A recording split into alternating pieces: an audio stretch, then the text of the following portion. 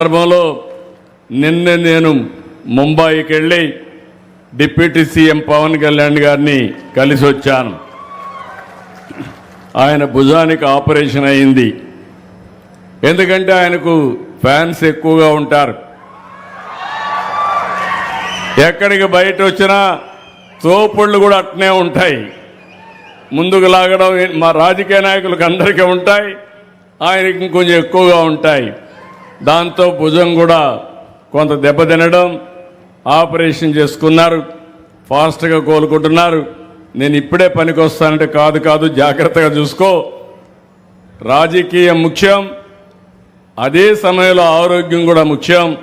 ఆరోగ్యం బాగుంటే ఇంకా బాగా పనిచేసే అవకాశం వస్తుందని చెప్పాను. తొందరలోనే ఇంకా ఒక 3 రోజులు అక్కడే ఉండాలి. తొందరలో వస్తాడు. ఆయన, నేను, నరేంద్ర మోడీ గారు ఒకటే ఆలోచిస్తున్నాం.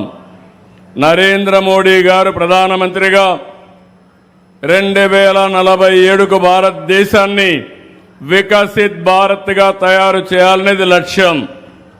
నేను, పవన్ కళ్యాణ్ గారు 2047కి స్వర్ణ ఆంధ్రప్రదేశ్గా తయారు చేయాలనేది మా లక్ష్యం. అందుకే 36 ప్రాజెక్టుల్ని పూర్తి చేస్తున్నాం.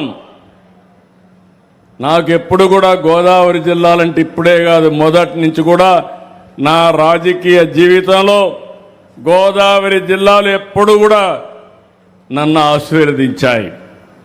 ఎంత నమ్మకం అంటే, ఒకప్పుడు తూర్పు గోదావరి జిల్లా సమైక్య జిల్లా, హరికేన్ తుఫాన్ వచ్చింది.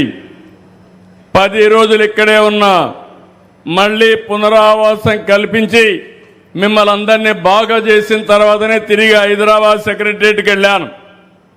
ఇక్కడే రాజమండ్రి ఆర్డీఓ ఆఫీసే నా సెక్రటరియట్. ఆ రోజు అది చేసి 21 అసెంబ్లీ సీట్లు వస్తే 99లో 20 అసెంబ్లీ సీట్లు గెలిపించిన ఏకైక జిల్లా గోదావరి జిల్లా. అంటే మంచి చేస్తే మీరు ఎప్పుడు మాతోనే ఉంటారు. ఎమ్మెల్యే మంచి చేస్తే ఎక్కువ ఓట్లేస్తారు. అదే మరి పార్టీ మంచి చేస్తే ఆ పార్టీని ఆశీర్వదిస్తారు. నా ఆలోచన ఒకటి మీరు గుర్తుపెట్టుకోవాలి. విభజన జరిగింది, కొంత నేనే హైదరాబాద్ని, సైబరాబాద్ని అభివృద్ధి చేశాను. ఈరోజు దేశంలో హైయెస్ట్ తలసరి ఆదాయం ఎక్కడంటే తెలంగాణ రాష్ట్రం. దానికి కారణం ఏంటంటే సైబరాబాద్ నగరం. అది నాలెడ్జ్ ఎకానమీకి కేంద్రంగా తయారైంది. అదే సమయంలో విభజన జరిగిన తర్వాత నేను ఎప్పుడు ఆలోచించేవాడిని, నేను చేసిన ఒక నగరం తెలంగాణకి వెళ్ళింది, మంచిది, అక్కడుండే వాళ్ళు బాగుపడ్డారు, ఇక్కడుండే వాళ్ళని కూడా బాగు చేయాలి, వారితో సమానంగా పైకి తేవాలన్నది నా జీవిత ఆశయమని మరొకసారి మీ అందరికీ విజ్ఞప్తి చేస్తున్నా. అందుకే ఎప్పుడు ఆలోచించినా 24 గంటలు అదే ఆలోచిస్తూ ఉంటాను. అందుకే మీరు ఒకసారి చూస్తే గోదావరి జిల్లాలో వరి